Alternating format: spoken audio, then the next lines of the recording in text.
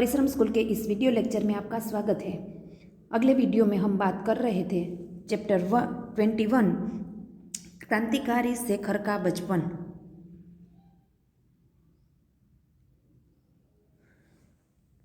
अगले वीडियो में हमने देखा था कि सन 1914 में गांधी जी ने देश में असहयोग आंदोलन का आरंभ किया था। स्वदेशी आंदोलन भी इसी का एक हिस्सा था। इसके अंतर्गत सभी विदेशी वस्तुओं का परित्याग करना था। इस पाठ में शेखर जोशी ने भी यह प्रस्तुत किया है कि क्रांतिकारी शेखर जी ने कि किस तरह विदेशी वस्तुओं को बहिष्कार कर स्वदेशी वस्तुओं को अपनाया जाए। असहयोग की आंदोलन चल रहा था, उसने विदेशी कपड़े उतार रख दिए थे। अगले वीडियो में हमने देखा था कि उसने विदेशी कपड़े उतार रख दिए थे। उसके पास जो 2-4 कपड़े ये थे देसी, वही वह पहनने लगे। बाहर घूमने मिलने जाना उसे छोड़ दिया, क्योंकि इतना उसके पास देसी कपड़े नहीं थे। प्रायः दोपहर वह ऊपर एक खिड़की पर एक दिन ही दोपहर उसकी खिड़की पर बैठा था शेखर।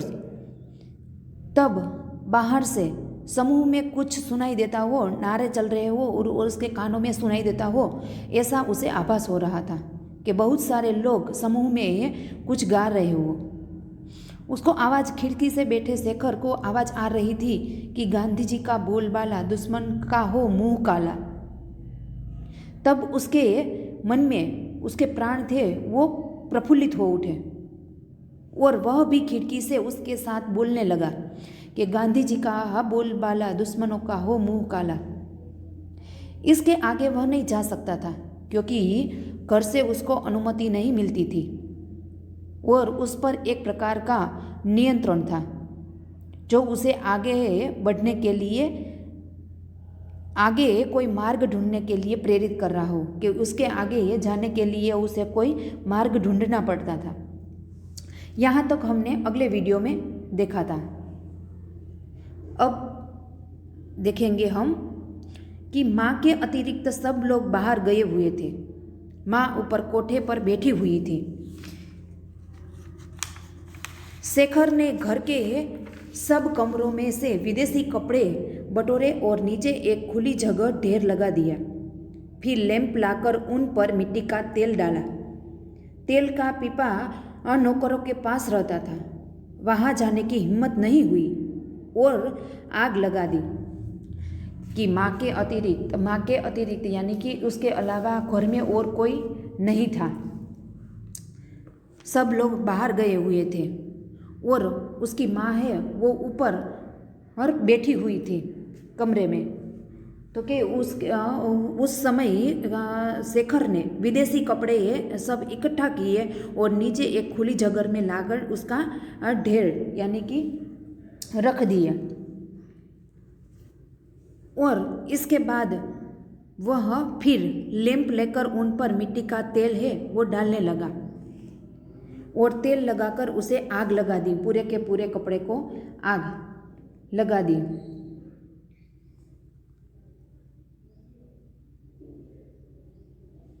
आग एकदम भभक उठी। भभक यानी कि भड़कना। शेखर का आह्लाद भी भड़क उठा। वह आग के चारों ओर नाचने लगा और गला खोलकर गाने लगा, गांधी जी का बोलबाला दुश्मन का मुंह हो काला। थोड़ी ही देर में माई और थोड़ी देर में शेखर के गाल भी मानो विदेशी हो गए, जलने लगे, लेकिन ढेर राख हो गया था। आप ऊपर पिक्चर में देख सकते हो कि माँ के अतिरिक्त, माँ के सिवाय घर में और कोई नहीं था। एक दिन माँ ऊपर कोठे कमरे में बैठी हुई थी शेखर के घर में से। शेखर ने सोचा कि माँ के सिवाय और घर में कोई नहीं है और कमरे में से पूरे के पूरे जो विदेशी कपड़े थे वो कमरे में से ले आया और एक खुली जगह पर उसका ढेर रख दिया और उस पर मिट्टी का तेल डाला और वो पूरे के पूरे विदेशी कपड़े थे वो जला दिए और वह उसे आग लगा दी। आग एकदम भभक उठी यानी कि उसका भभकना यानी कि भड़कना। भभक उठी और उसके आद बाद शेखर वो नाचने लगे। आग के चारों ओर चक्कर काटते नाचने लगे और गला खोलकर गाने लगा, गांधी जी का बोलबाला दुश्मन का मुंह हो काला। थोड़ी ही देर में उसकी माँ आई और शेखर के गाल मानो विदेशी वस्तुओं को जैसे बहिष्कार करके लाल हो गए हो, इसी तरह उसके मानो गाल भी लाल हो गए, जलने लगे। लेकिन ढेर राख हो गया, कपड़ा तो ढेर राख हो गया था।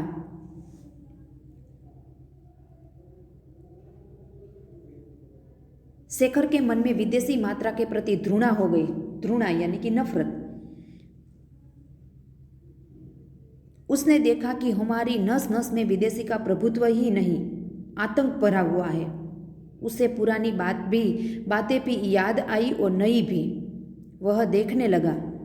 उसे यह भी ध्यान हुआ कि पिता उसे घर में भाइयों से अंग्रेजी बात करने को कहा करते हैं। यह भी वह शैशव से अंग्रेजी बोलना जानता है। शैशव यानी कि बचपन। पर हिंदी अभी सीख रहा है। उसकी पहली आया ईसाई थी। आया यानी कि बचपन में उसकी देख रेख के लिए जो रखी गई थी उसे कहते हैं आया, और अंग्रेजी ही बोलती थी। उसका पहला गुरु जिसके साथ उसे दिन भर बिताना होता था एक अमेरिकन मिशनरी था जो पढ़ाता कुछ भी नहीं था। कि शेखर के मन में विदेशी वस्तु यानी कि विदेशी मात्रा के प्रति बहुत सारी नफरत थी। उसने देखा कि हमारी नस नस में विदेशियों का ही प्रभुत्व है। प्रभुत्व यानी कि अधिकार, कि हमारी नस नस में विदेशी वस्तुओं का अधिकार है। उसे पुरानी बातें भी याद आई और नई बात कि पहले जो हुई थी वो भी याद आई और अब भी जो बात है वो भी उसे याद आई। वह देखने लगा। उसे यह भी ध्यान नहीं हुआ कि पिताजी उसे आग्रह करते हैं कि वह घर में भाइयों के साथ अंग्रेजी में ही बातचीत करे।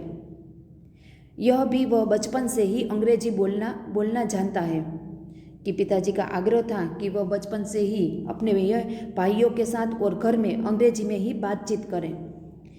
पर हिंदी अभी अभी उसने बोलनी सीखी है।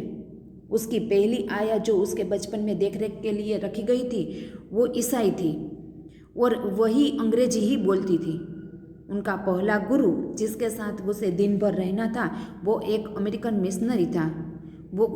वो कुछ पढ़ाता नहीं था पर पूरे दिन उसके साथ अंग्रेजी में बातचीत करता था।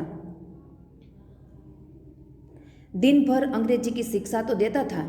शेखर ने देखा कि यदि मातृभाषा वह है तो हम सबसे पहले सीखते हैं। तब तो अंग्रेजी ही उसकी मातृभाषा है और विदेशी ही उसकी माँ। शेखर सोचते हैं कि दिन भर हम अंग्रेजी की शिक्षा तो वह देते ही। शेखर ने देखा कि यदि मातृभाषा यह है कि हमारी मातृभाषा अंग्रेजी है जो हम सबसे पहले सीखते, कि मातृभाषा तो वो है जो हम सबसे पहले सीखते थे परंतु हमने तो अंग्रेजी ही बोलनी सीखी है, तो अंग्रेजी ही उसकी मातृभाषा हुई ना, और विदेशी ही उसकी माँ।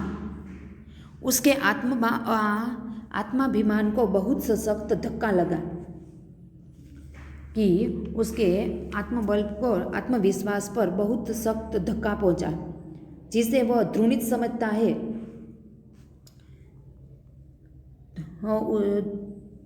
नफरत भरी समझता है। घृणित यानी कि नफरत, जिसे मैं घृणित समझता हूँ उसी विदेशी को माँ कहने को बाध्य हूँ। बाध्य यानी कि विवश। उसने उसी दिन से बड़ी लगन से हिंदी पढ़ना आरंभ किया और चेष्टा यानी कि प्रयत्न से अपनी बातचीत में से अंग्रेजी शब्द निकालने लगा। अपनी आदत में से विदेशी अभ्यासों को दूर करने लगा।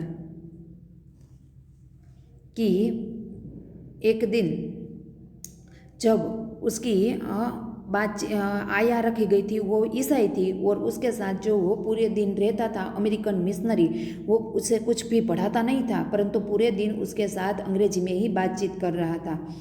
शेखर ने देखा कि यदि मातृभाषा वह है जो हम सबसे पहले सीखते हैं, कि हमारी मातृभाषा तो वह होती है कि जो हम सबसे पहले जो सीखते हैं यह थे, तब तो अंग्रेजी ही उसकी मातृभाषा है। कि हमने तो अंग्रेजी में ही बातचीत करनी शुरू की है, तो वो ही हमारी मातृभाषा हुई ना। विदेशी उसकी माँ है। उसके तभी उसके आत्माभिमान को बहुत बड़ा धक्का लगता है और वह ध्रुणी यानी कि नफरत हो जाती है उसे अपने आप से कि उसी विदेशी को माँ कहना उसे विवश करना पड़ता है, विवश होता है, बाध्य यानी कि विवश। तो कि उसी से वह से नफरत हो जाती है विदेशी वस्तुओं से और वह उसे बोलने के लिए विवश होता है। उसने उसी दिन से बड़ी लगन से हिंदी बोलनी शुरू की।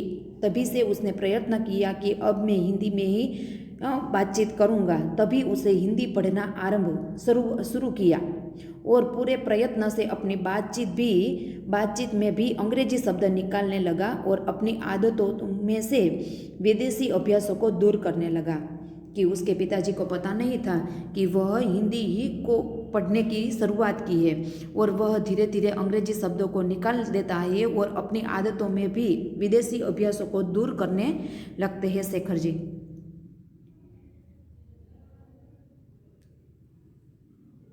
और अपने हिंदी ज्ञान को प्रमाणित करने के लिए यानी कि साबित और अपने हिंदी ज्ञान को साबित करने के लिए और गांधी के प्रति अपनी श्रद्धा जिसे व्यक्त करने का और कोई साधन उसे प्राप्त नहीं था, प्रकट करने के लिए उसने एक राष्ट्रीय नाटक लिखना आरंभ किया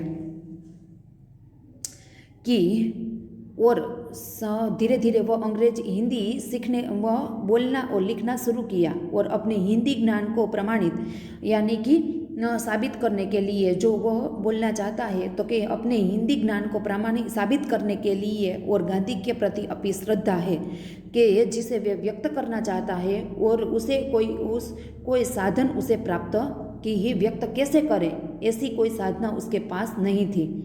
प्रकट करने के लिए उसे एक राष्ट्रीय तभी कि अपनी हिंदी ज्ञान को वह प्रकट करने के लिए उसने एक नाटक लिखना आरंभ किया कि हिंदी का जो सीखते हैं, तो कि अपनी राष्ट्रभाषा को साबित करने के लिए उसने एक नाटक लिखना शुरू किया। जीवन में देखे हुए एकमात्र खेल की स्मृति अभी ताजी हुई थी, इसीलिए उसे लिखने में विवश यानी कि कठिन कुछ भी कठिनाइयाँ नहीं हुई कि उसने जीवन में एक खेल की स्मृति अभी ताजी थी कि जो घटना हुई थी वो उसकी स्मृति से, इसीलिए उसे नाटक लिखने में कोई परेशानी नहीं हुई। प्रस्तावना तो ज्यों त्यों ही हत्या ली, केवल कहीं कहीं कुछ मामूली परिवर्तन करना पड़ा कि वह प्रस्तावना तो उसे किसी भी बुक में से ले ली है, परंतु कहीं कहीं उसमें मामूली कि कभी कभी उसे मामूली परिवर्तन करना पड़ा। उसके बाद नाटक आरंभ हुआ, एक स्वाधीन लोकतंत्र भारत का विराट सपना उस नाटक का नाम था। तो उसे धीरे धीरे नाटक लिखनी शुरू कर दी और जो ही किसी भी पुस्तक में से उसने प्रस्तावना लिख ली और जहाँ कहीं फेरफार करना था, उसे कहीं कहीं मामूली परिवर्तन करना था, वो उसे करना ना। उसके बाद नाटक लिखना आरंभ हुआ, एक स्वाधीन लोकतंत्र भारत का विराट सपना जिसे राष्ट्रपिता गांधी है और सिद्धि के लिए साधन है। अनवरत यानी कि लगातार, अनवरत यानी कि लगातार व कताई और बुनाई, विदेशी माल और मनुष्य का परित्याग और प्रत्येक अवसर पर दूसरा गाल आगे कर देना। सत्य हरिश्चंद्र का इंद्रलोक आरंभ से हटकर अंत में आ गया था। अपने ऊपर शेखर की प्रतिभा द्वारा सूर्यास्त के सुनहरे टापू की छाप लेकर शेखर के नाटक का अंतिम दृश्य था स्वाधीन और बाधाहीन भारत, एक स्थूल आकार प्राप्त स्वप्न कि उन्हें नाटक लिखने की हिंदी में अपने हिंदी ज्ञान को साबित करने के लिए गांधी के प्रति अपनी श्रद्धा है वो व्यक्त करने के लिए उस एक नाटक लिखना आरंभ किया, शुरुआत की, जिनमें देखते हुए एकमात्र कि उसे लिखने के लिए उसकी स्मृति ताजी थी, इसलिए उसने लिखने की कोई कठिनाइयाँ यानी कि मुश्किलें नहीं आती थी नजर आती थी।